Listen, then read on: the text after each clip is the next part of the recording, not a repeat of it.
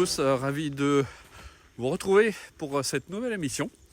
Alors, je vous propose, en fait, pour cette balade, une petite expérience.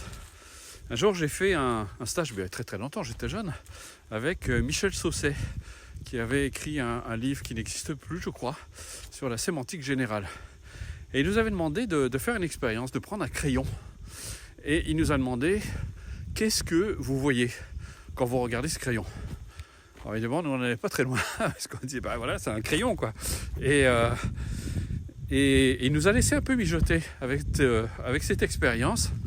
Et il insistait, il disait, mais vraiment, dites-moi, qu'est-ce que vous voyez? Et puis nous, on décrivait le crayon. En fait, bref, on restait très en surface, finalement, de ce qu'on voyait. Et il nous disait, non, ce crayon, en fait, c'est une véritable expérience. C'est un champ de possibilités immense. C'était tout un univers, en fait. Il disait, vous ne voyez pas cet univers. Parce qu'il disait, si on met un microscope atomique, par exemple, on verrait les atomes, les électrons, enfin toute cette vie, en fait, tout ce mouvement qu'il y a. Et ça m'a beaucoup interpellé. Je me rendais compte à quel point on regardait toutes les circonstances, tous les événements, tout ce que nous vivons et nous-mêmes, en fait, de manière très superficielle, c'est-à-dire on regarde au niveau de la forme. Prenez une autre expérience, regardez un nuage. Moi, je suis quelqu'un de très contemplatif, j'adore observer, j'adore regarder. Et quand vous regardez un nuage, vous ne voyez pas ce que ça représente en réalité un nuage. C'est un ensemble de causes et de conditions, de circonstances qui se réunissent ensemble pour former cet élément, ce phénomène qu'on appelle un nuage. Eh bien, posez votre regard sur vous-même. Vous vous étiquetez, vous collez des tas d'étiquettes sur vous. Je suis comme ci, je suis comme ça. Et en fait, ce ne sont que des concepts. Vous avez une idée de ce que vous êtes réellement, très en surface, très superficielle. Et la méditation, en fait, c'est d'arrêter de conceptualiser les choses et de les regarder pour ce qu'elles sont. Et c'est pour ça qu'on parle dans le bouddhisme, par exemple, de la dissolution de l'ego. Parce que l'ego n'est qu'un concept, ça n'est qu'une idée. Et quand vous commencez à creuser la question, justement, ça fait sauter toutes les étiquettes. Parce que vous allez bien au-delà, vous êtes un champ immense de possibilités, de capacités, de ressources complètement inexplorées. Pourquoi ? Parce que quand je dis que toutes les croyances sont enfermantes, parce que j'entends des gens qui parlent de croyances limitantes, mais en fait toutes les croyances sont limitantes. Parce qu'elles vous empêchent de vous voir tel que vous êtes, justement comme ce champ illimité de possibilités. Et la méditation, ça sert à ça aussi. Ça sert justement à aller au-delà de la forme. Et je vois malheureusement, même des gens qui pratiquent la méditation s'enferment dans une espèce de bulle. C'est ce que les bouddhistes appellent la méditation des dieux. C'est-à-dire qu'on se réfugie dans des états particuliers de la conscience, même dans un état de paix. Je vois beaucoup de personnes me disent, oui, mais je médite, et quand je fais ma méditation, je me sens en paix. Sauf que, quand ils sont sortis de la méditation, ils me font penser un peu à ces gens qui vont à la messe, qui vont demander pardon à Dieu, puis qui recommencent leur bêtise après. Et en fait, les gens retournent après dans le quotidien et sont exactement comme avant.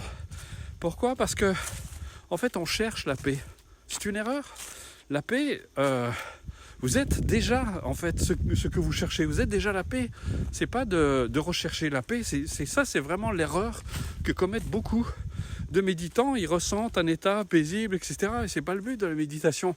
Le but de la méditation, c'est de voir les choses telles qu'elles sont. Au-delà justement des images, au-delà des concepts, au-delà des croyances, et de voir ce phénomène changeant, permanent. C'est pour ça que vous entendez parler de vacuité dans le bouddhisme, parce que les choses sont vides d'existence propre, c'est-à-dire qu'elles n'ont pas d'identité solide. Mais ça, c'est un autre sujet, on aura l'occasion peut-être d'en parler. Et pour aller dans ce sens, c'est très important, c'est de comprendre. Ça me fait penser à cette notion qui dit qu'un bon marin, on ne le voit pas dans les périodes d'accalmie, mais dans les périodes de tempête. C'est quand la tempête mugit qu'on voit comment on est, comment on réagit. Est-ce qu'on panique ou au contraire, est-ce qu'on prend les choses en main et on fait ce qu'il faut pour... Eh bien, c'est exactement pareil. Si la méditation ne vous amène pas à être plus vaillant face aux circonstances adverses, d'avoir un peu plus confiance en vous, d'avoir un peu plus de détermination, d'aplomb.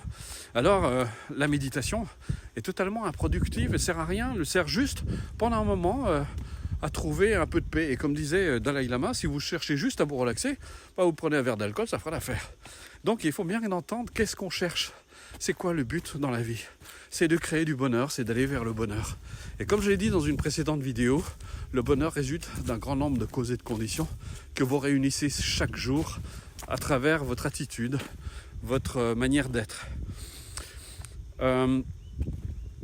C'est très important de... c'était Suzuki, non, c'est pas Suzuki Roshi qui disait ça. C'était le père de Severn Suzuki qui disait « On n'est pas ce qu'on dit, on est ce qu'on fait ». C'est très facile de dire toutes sortes de choses sur soi. Moi, je suis ci, je suis ça, je fais ceci, je fais cela. Mais c'est ce que vous faites au quotidien qui reflète ce que vous êtes, parce que votre action, elle émane en fait de ce que vous êtes et surtout de l'appréciation que vous avez de vous.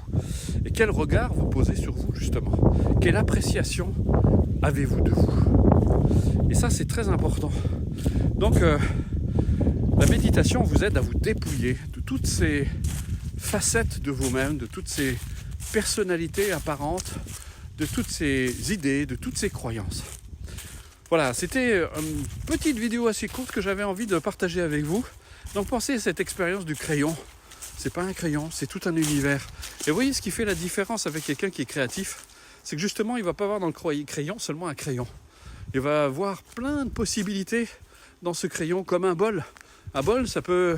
Si vous ne le voyez que par sa fonction, vous allez vous dire, bon, comme ça, je peux mettre de la soupe, je peux mettre... Mais vous pourriez en faire plein d'autres choses si vous êtes créatif. C'est-à-dire que si vous ne vous limitez pas à regarder ce bol en surface, eh bien, c'est exactement pareil pour vous-même. Quel regard vous posez sur vous? Est-ce que vous vous limitez à vos croyances, à vos idées, à vos concepts? Et ça, c'est fondamental si vous voulez vraiment vous libérer. À la prochaine. Au revoir. Alors moi, c'est ma 3e retraite. Si je reviens, c'est que je grandis chaque fois un petit peu plus d'une retraite à une autre.